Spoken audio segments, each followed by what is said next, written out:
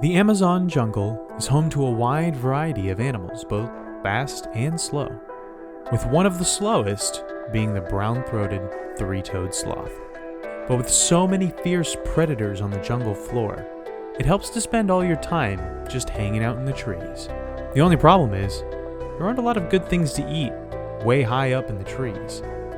So, to stay healthy and stay slow, the sloth has some unorthodox ways of getting his vitamins here in life, death, and taxonomy.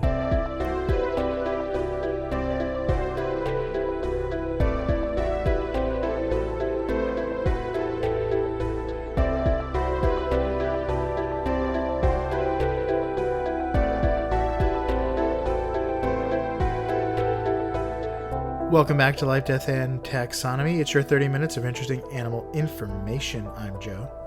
And I'm Carlos. Thank you to Cassie for the creation of our theme song. To hear more of Cassie's music, search Cassie Michelle on YouTube. Thank you to Brian for the creation of this week's artwork. It's pretty great. Check it out. If you want to see it, you can follow us on Twitter or Facebook at LT Taxonomy, or visit us at lttaxonomy.com.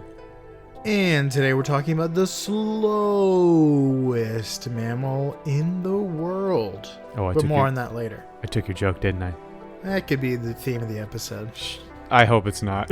It's going to be an hour. It's going to be the Snyder cut of LDT episodes. Is that what the Snyder cut is? They just slowed it. They just put more slow motion to pad out the runtime. It's 100% slow what motion. The Snyder cut is.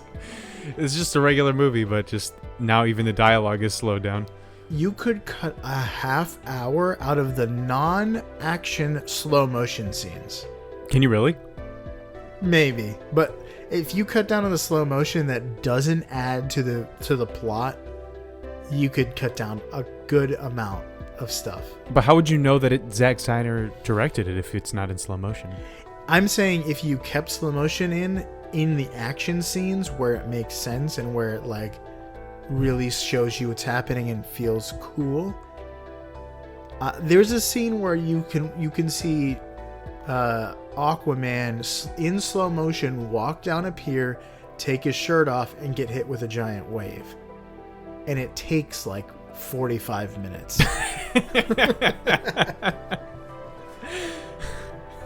The longest Point Break. Not Point Break. It's the surfing movie. That's a surfing movie. I've never seen it. Yeah. I thought that was a prison. What are we talking about? What animal are we talking about? We're talking about the three-toed sloth, specifically the brown-throated three-toed sloth. Yes. I like sloths. Do you? They look weird, in a good way. But anyway, brown-throated three-toed sloth. Brown-throated three-toed sloth. I didn't realize how difficult that would be to say quickly. That's a long and apparently difficult thing to say. So, we're going to call it here the Smug Slow Rider. I used to think it was smug too, but that was before I realized it was head empty, no thoughts. That's the face of someone who's just not thinking about anything. Yeah. But I also think it's the face of someone who is watching someone fall into a prank trap that they set.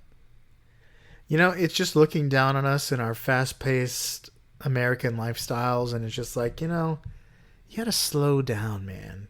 You gotta really enjoy life. And then you'll smile, like me, all the time. But we're also going to call it, so the Smug Slow Rider. I looked up the lyrics to the song Slow Ride, and goodness, it is not a good song. I was like, because, you know, everyone's heard the song. It was like, Slow Ride. And I was like, I wonder what that song's about. It's definitely about driving in the car with the family on a Sunday afternoon. Yeah, that's exactly what it's about. It's basically the movie Are We There Yet with Ice Cube. But we're all...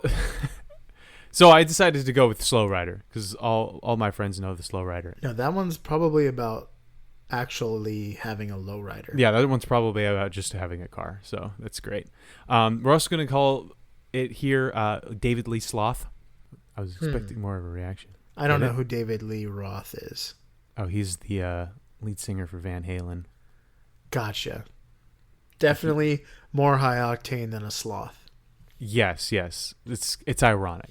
Brian called it Eli Sloth, and apparently, so I looked up Eli Roth is a horror movie director, so that's why I didn't initially know who it is. No, I didn't know it, but so then I was like, oh, but David Lee has a last name that's Roth. He probably has a Sloth IRA. I was just thinking about that. Do you want your IRA to be traditional or just super slow?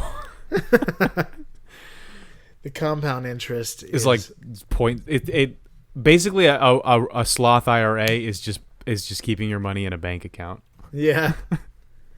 At 0.07 interest.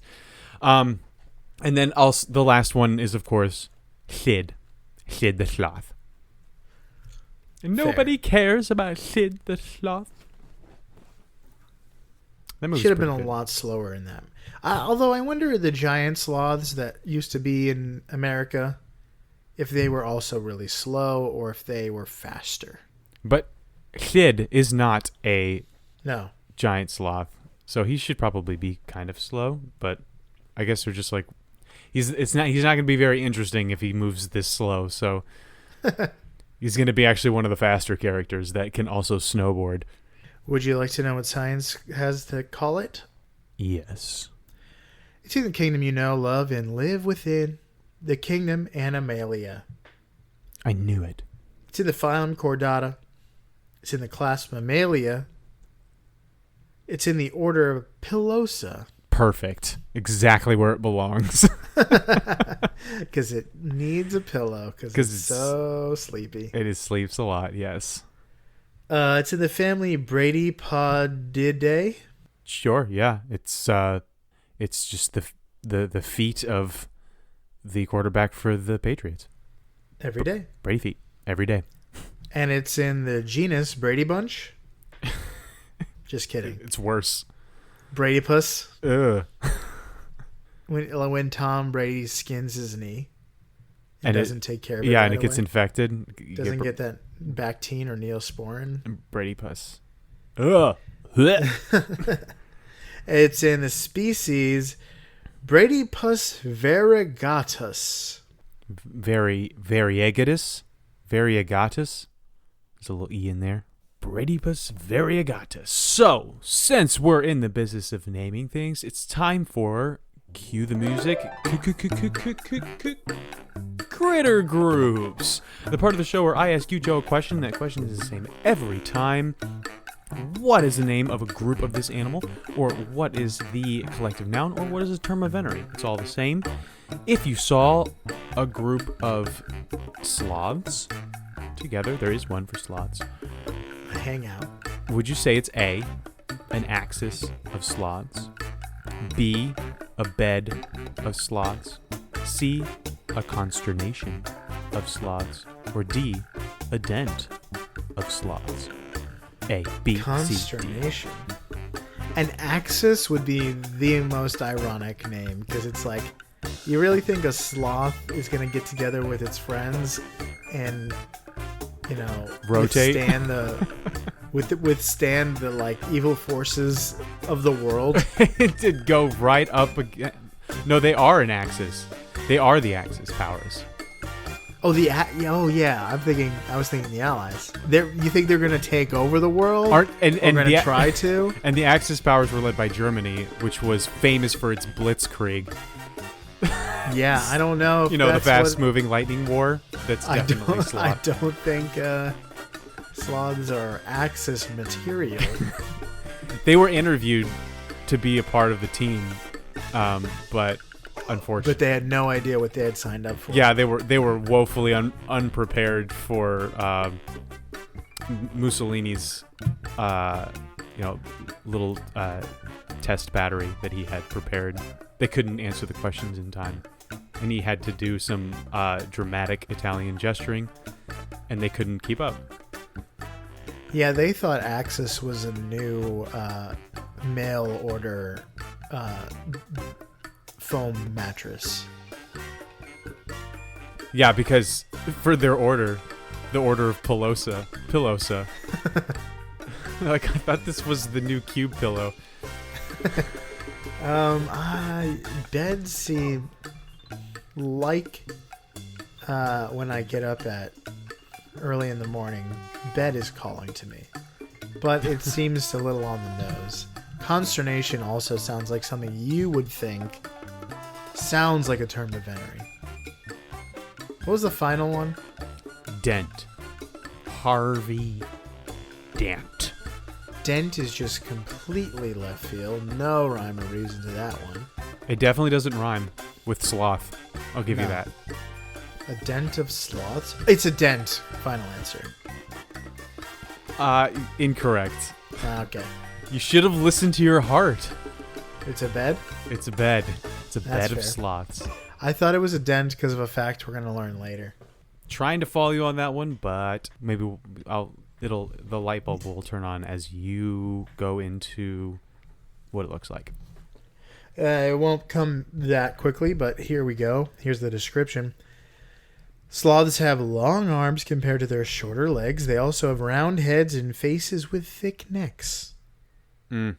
They're not a no-neck chump, but they are a thick neck people. Stiff neck people.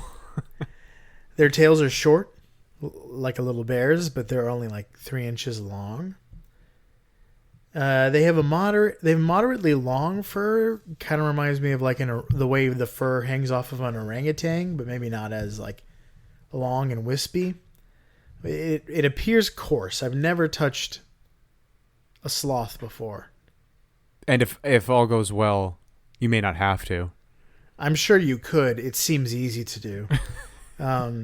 Especially if you live where they live. But if you look at it, it looks coarse, like sand. Yeah, it doesn't look comfy. It doesn't look like a huggable teddy bear. It's coarse and rough and gets everywhere. Yeah.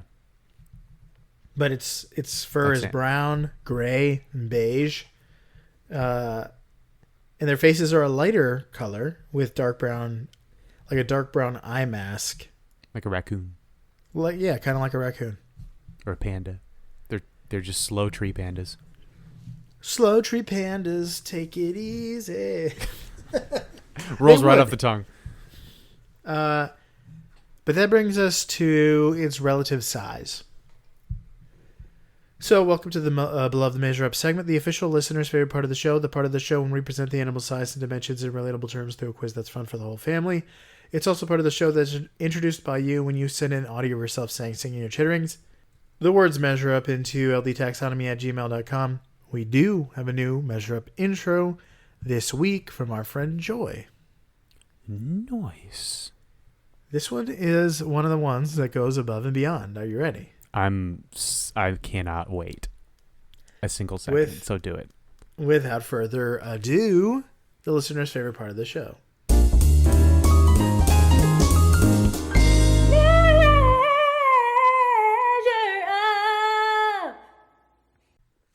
Rockin'. Breathtaking. It even has a little bit of reverb. Yeah. That's quite a run. That's a run a sloth could never do. On foot or vocally. That needs like just a distortion guitar chord right at the end. I wonder how it's gonna mix with the jazz intro. Maybe it'll go well. Maybe we should record a rock version of the intro. It's like, okay, we're gonna go from something that sounds like you're about to watch Frasier to you're about to watch Malcolm in the Middle. If somebody wants to do that for us, we'd very much appreciate it. That would be great. But let's get right into it. Thank you, Joy. Thank you for also rounding up all of the past few weeks measure ups. Yes, it's been awesome to have measure ups and not have to guess an animal. We have one more in the chamber, but then after that, we are fresh out. So send in your measure ups. Please do. So let's talk about length. Body length, to be precise. There's not a huge amount of size sexual dimorphism between males and females.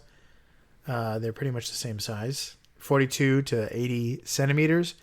Also known in American as 17 to 31 inches. Okay, So how many... Just under a yard. Not just. How many sloths go into the longest ever verifiable home run? How is this related? It's not. The longest ever home run was hit by Joey Mayer of the Denver Zephyrs. That's right. The longest verifiable home run isn't even a major league team member at the time. I don't know what his career has gone on to be since, but it's a minor league team. There have been other mythical hits in baseball history, including an astronomical hit by Mickey Mantle, but those are unconfirmed.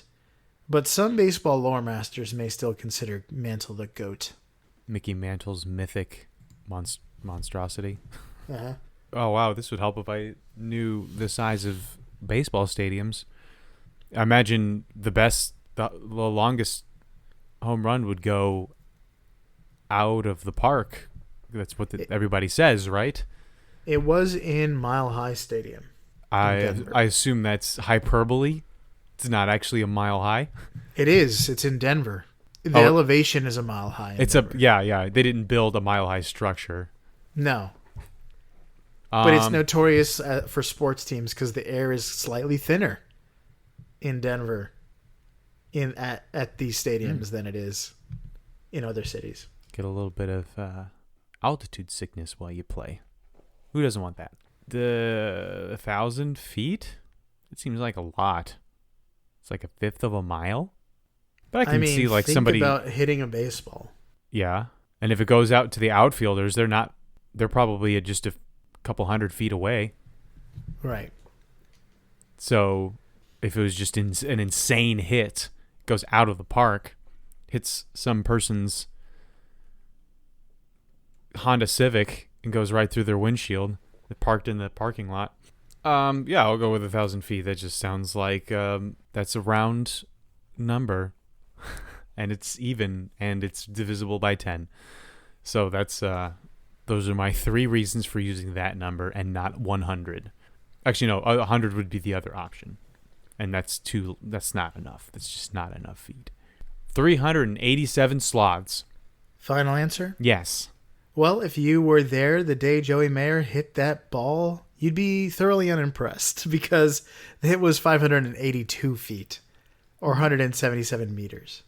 That makes it 225 sloths. Anyone could do that. Alrighty. Let's talk weight. 2.25 to 6.3 kilograms or 5 to 13.9 pounds. 500-pound sloth. Probably existed at one point. How many sloths go into the weight it would take to crush a Lego brick? Huh.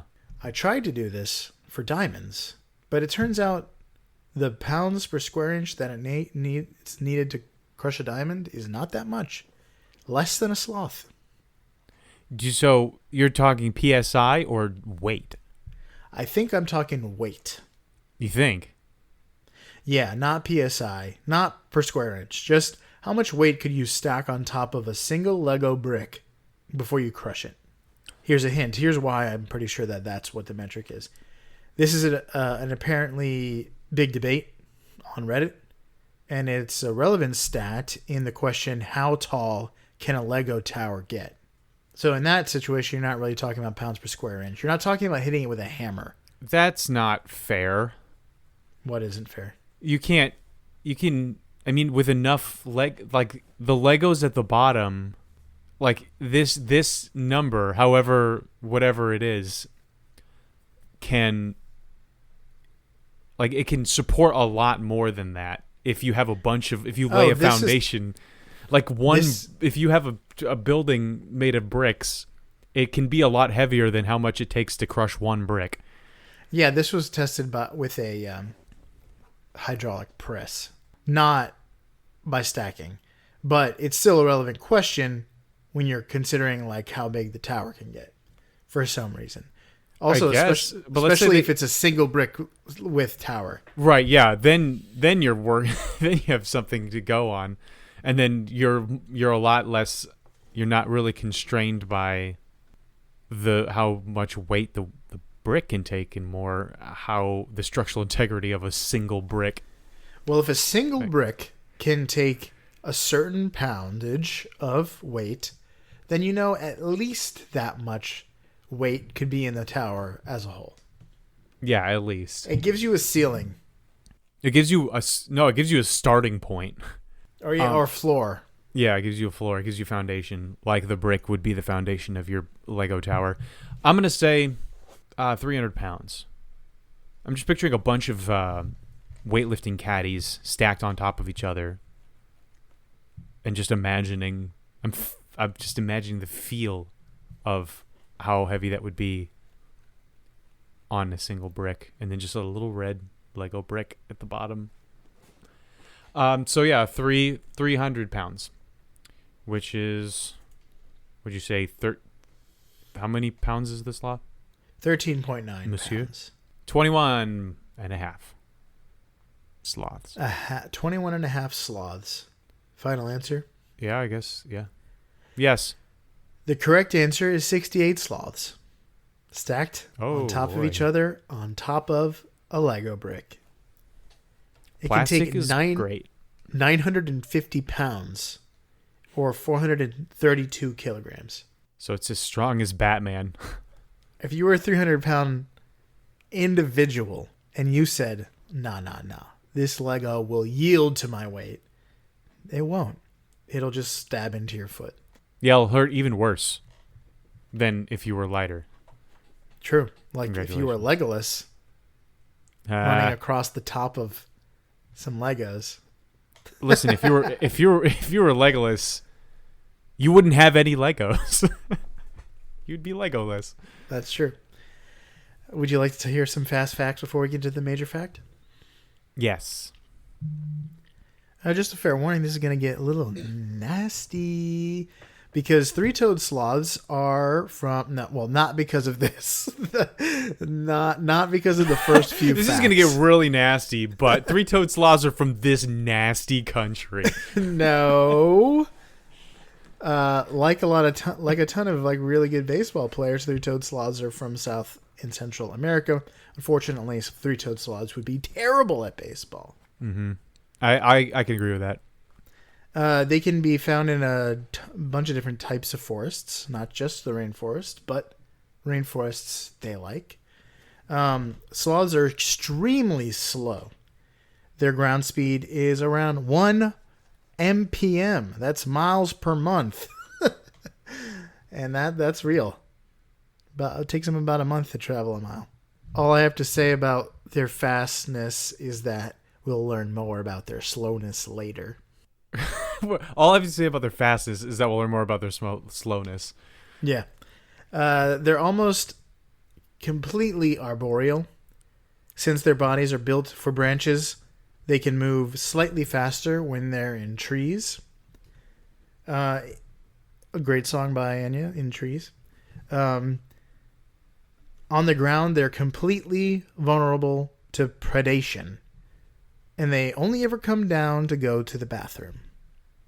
And here's where it gets gross. They don't poo very often, but when they do, they poo Dos Equis.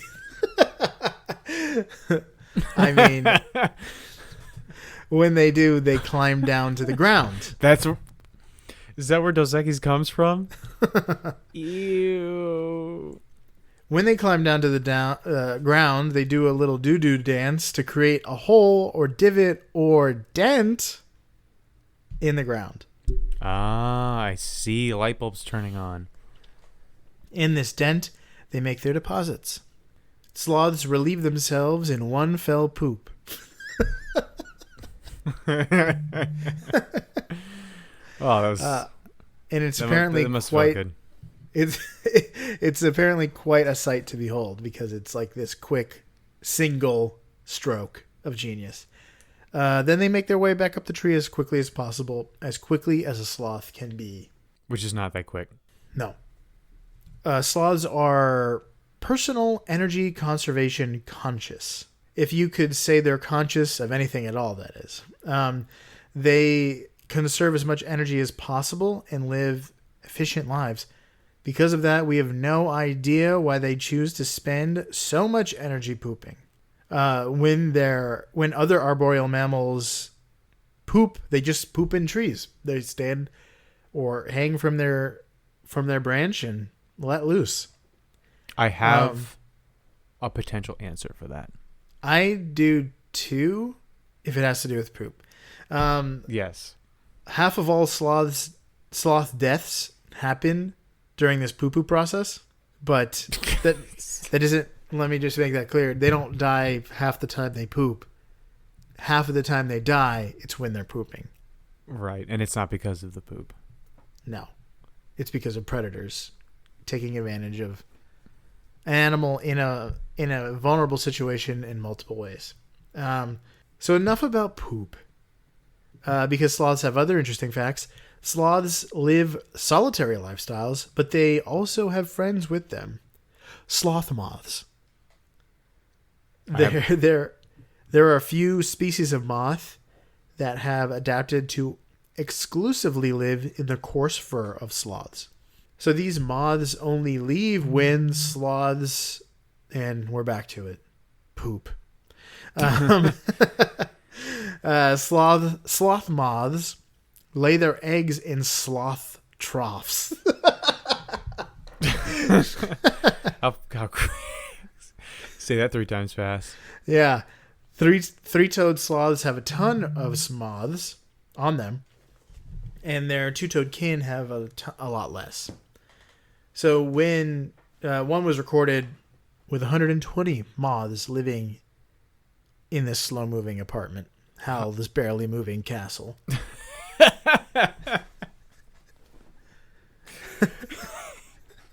That got me. This is the most boring Miyazaki movie ever. Although you would know it would look amazing, even if it doesn't have much of a plot. It's just a painting of the castle. So one potential explanation for their trip down south to poop is that these moths need to deposit eggs in the deposits of sloths. They go down and make a little poo-poo palace for them. But that doesn't make any sense because sloths don't get anything out of that arrangement. I have a counter argument to that statement. I have a little bit of info on the moths. Well, that's what one of the criticisms of that theory is. But maybe they do get something out of it. Also, lastly, sloths have their signature claws, aka toes. They're curved claws that allow them to grip tree branches without having to do any actual finger grasping work like monkeys do. And it's just another way that sloths are super, super lazy and super duper energy conservationists. They can just hang like a hanger in the closet instead of having to grab something. Yeah, that's all I got. Their entire bodies are engineered for that. But it's time for the major fact, which I'm calling a rolling stone gathers no moss, but a sleeping sloth does. Which sounds just like a long episode title for some pithy show. Johanna said, "Bruh, I'm going to lose my appetite." Is that the text you just got? Yeah. Just imagining a sloth evacuating its bowels in one motion. I'll mention something that makes it even worse. So funny enough that we should have recently done one of the fastest animals on Earth, the pronghorn, and now it's time to cover the exact opposite. The winner for world's slowest mammal. This is the slowest mammal. It's not the slowest animal by a long shot. But because some of them are sedentary. Yeah, because some animals don't move at all. Yeah, so this is the slowest mammal. The Slowest, as we've covered, Taxonomy Titan, is a sharp contender, but the three-toed sloth takes the cake. They can top out at a blistering 0.15 miles per hour, which is about 2.5 football fields every hour. And that is if they're absolutely sending it through the trees. But on the ground, they can't touch that speed. They move at 8 feet per minute. So if Usain Bolt had a 100-meter race with a three-toed sloth on the ground, he would finish in 9.5 seconds, while the sloth would take 50 minutes to cross the finish line. So Bolt could run the race, cool down, shower, watch 2 episodes of Friends, and then gently encourage the sloth for the last few feet of the race. But believe it or not, they can actually swim. And they have a decent breaststroke, which I guess is the only swimming motion I can imagine them doing. Freestyle would be insane. I imagine when they're in the water, it's sheer panic. Like, just the fastest they can go to stay up. Maybe they float really well. Their faces remain exactly the same, which is mildly bemused and smug. But they can move at 24 feet per minute, which is 3 times faster than their on the ground speed. I don't know if that's just because if they're in a river and the river's moving at 24 feet per minute. No, they can move relatively quickly compared to the rest of their speeds in the water. In fact, they are so slow and they spend so much time completely motionless that algae and fungi often grow on their fur. So they'll look green instead of brown or gray or tan. And that's just algae growing on them. And the algae actually works to provide some much needed nutrition to the sloth, absorbing it through its skin. And the fungi actually ends up destroying parasites that would latch onto the sloth and cause diseases like malaria. Common diseases down there in the Amazon basin. So it actually needs this algae and fungi kind of symbiotic relationship going on. And then you mentioned the moths. So the moths live in their fur. And the sloth's poop is a place for the moths to lay their eggs. And the moth's poop, this is the counter argument I had. The moth's poop fertilize the fungi. The fungi feed on the moth's poop living in the fur, and the fungi destroy the parasites that cause malaria. I don't know how easy that was to follow. It's just a poop eat poop world, really. Yeah, but like it's still like, why would the sloth doesn't necessarily like need to help the moth? It doesn't do it on purpose. True. And it's not like the sole reason. I don't think it does anything on purpose except for sleep and eat. And smile. Actually, it doesn't smile on purpose. It's just the shape of its jaw. The algae grows naturally, but also the other reason why it descends is because it picks up the fungi from the fungi that are growing on the forest floor, the damp forest floor.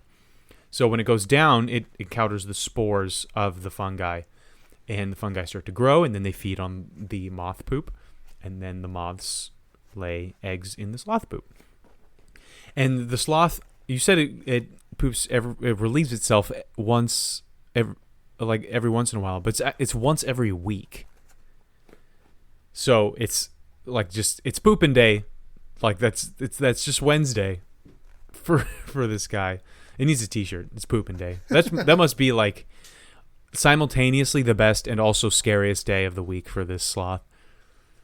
Because like finally I get to relieve myself, but also I'm probably gonna get eaten by a jaguar. Because by the end of this week, feces and urine make up a full third of its body weight. So this whole instant evacuation is a third of its body weight. It's like giving birth. Yeah, it would like, if it did it from the top of the tree, it might kill someone. just a third of its body weight is 14 pounds. That's a third of its body weight is not 14 pounds. It is 14 pounds. And so a third of its body weight is like what? Almost 5 pounds. This is 5 pound just glob of just nastiness comes falling out of the very tippy top of these trees. And just it's chocolate rain. And because some stay dry and others feel the pain. Oh. So, and their bodies are actually designed to not only be able to hang like this for a long time, but they can also to accommodate this extra weight that they have on a weekly basis. So their organs are attached to their lower ribs rather than being free floating. And so they don't move around as when they hang, or they're not displaced as they hang or as they crawl around. So otherwise, if it was free floating, then the more stuff they had in their bodies, the more toxic excrement, the more difficult it would be for them to breathe because of how much space it takes up, and it would move their organs around. The question is why? Why do they move so slowly? And the reason is because of their diet. They pretty much only eat leaves at the very tops of these trees that they hang out in. Literally hang out in. But a lot of these leaves are very, very low in nutrition, as leaves tend to be. And they have a lot of them are toxic. It's like a natural form of defense from these jungle trees. So in order to eat these leaves and sustain themselves on it, like they have to have a digestive system that's similar to a cow, or like the taxonomy titan, the Hotzenbird. So they have a multi-chambered stomach where the leaves go through several stages of digestion in order to get as much energy and nutrition out of them as possible. Otherwise, they would be very hard to, if not impossible, to digest. Even animals that exclusively eat plants or grasses, like bovines and stuff like that, they have to eat it and swallow it into one chamber, and then regurgitate it and chew it again, and then swallow it again. Leaves are just not great to have your only source of food unless you're just very, very specialized for it, and even then it's just extra work. But so because of that, it takes a full week for the sloth to digest its meal, and for that reason its metabolism is just about as slow as you can get and still be endothermic. Technically, really, it regulates its body temperature by moving into the sun if it wants to get warmer, and moving into the shade if it wants to get cooler. So it's partially ectothermic, which is not common for a mammal. But the reason why it can't just maintain its body temperature is because its metabolism is just so low. Now, contrast this with what was that super high jumping mouse we covered? Oh. The one that needs to eat like constantly because its metabolism is so high and it like can overheat. I don't remember.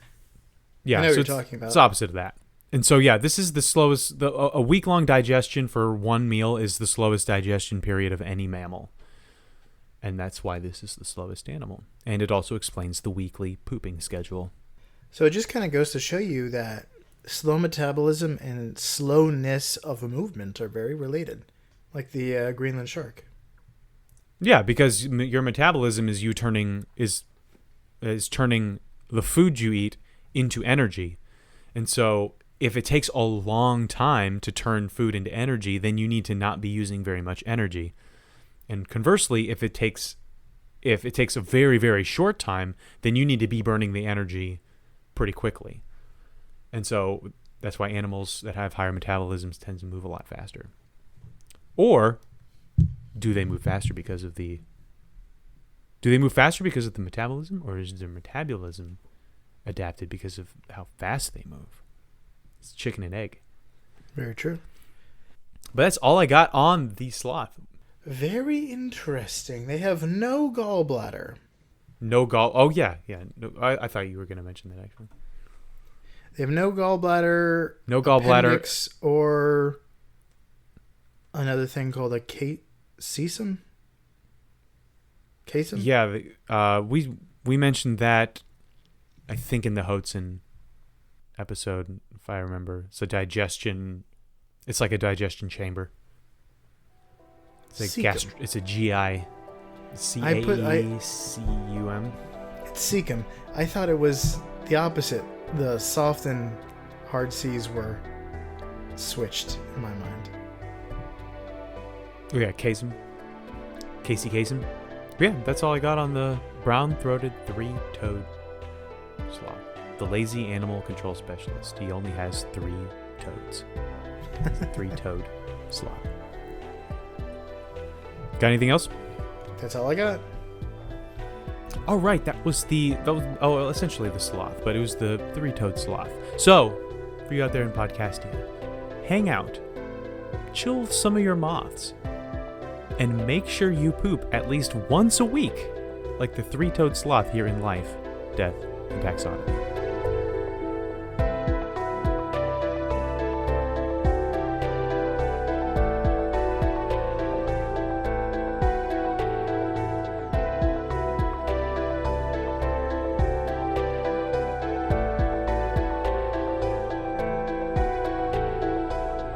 Hey Taxonomy Titans, thanks for listening to the episode. Just a few quick things. As always, reviews and social media engagement are greatly appreciated, but recommending the podcast to friends is the best way to help us grow.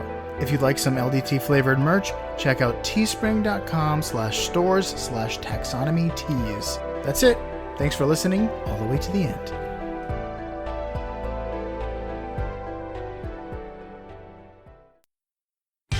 Life, Death, and Taxonomy is my favorite in the world podcast.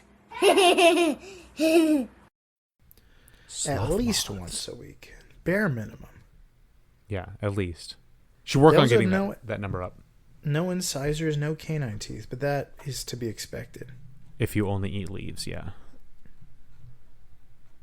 Imagine a cow with canines. He'd be like, why do I have these? These don't help me. All of my teeth need to be flat so I can crush up this grass that I need to spend all day forever eating in order to live.